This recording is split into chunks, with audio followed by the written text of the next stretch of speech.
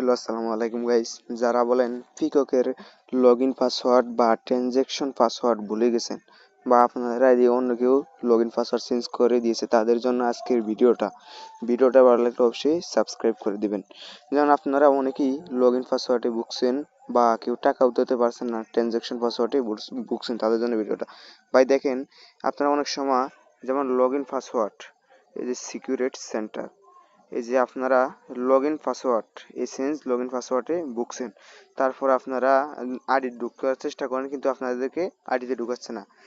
এর প্রথম কারণ হলো ভাই, আপনারা যেমন অনেকবার গেম প্লে করেন, ঠিক আছে, ধরেন টাকা উইথড্র করেন 3 বার 4 বার 5 বার, দিনের ভিতর 10 বারও টাকা উইথড্র করেন। এই জন্য তাদের আপনাদের কি হয়, কোম্পানি থেকে আপনাদের অ্যাকাউন্টের উপর রিপোর্ট মারাতে কি হয়, অনেক সময় আপনাদের অ্যাকাউন্টের লগইন পাসওয়ার্ড অটোমেটিকলি চেঞ্জ হয়ে যায়, ঠিক আছে। এর সমাধানও আমি বলবো। তারপরে হলো ট্রানজ্যাকশন পাসওয়ার্ডের সমস্যা। ট্রানজ্যাকশন পাসওয়ার্ড সমস্যা কি?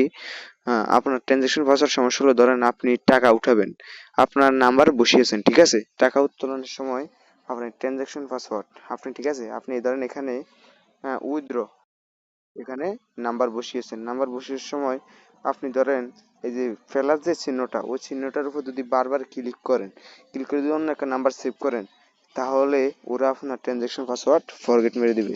তার কারণে অনেক সময় সঠিক ট্রানজ্যাকশন পাসওয়ার্ড দিলেও আপনার ট্রানজ্যাকশনে টাকা উত্তোলন হয় না। যাদের এগুলার সমাধান করতে চান, আমার হোয়াটসঅ্যাপ নাম্বারে, ইউটিউবের নাম্বারে ইমো নাম্বার দিয়ে দিব। আপনার সময় আমার ওই ইমো নাম্বারে আমার সাথে যোগাযোগ করেন। ধন্যবাদ।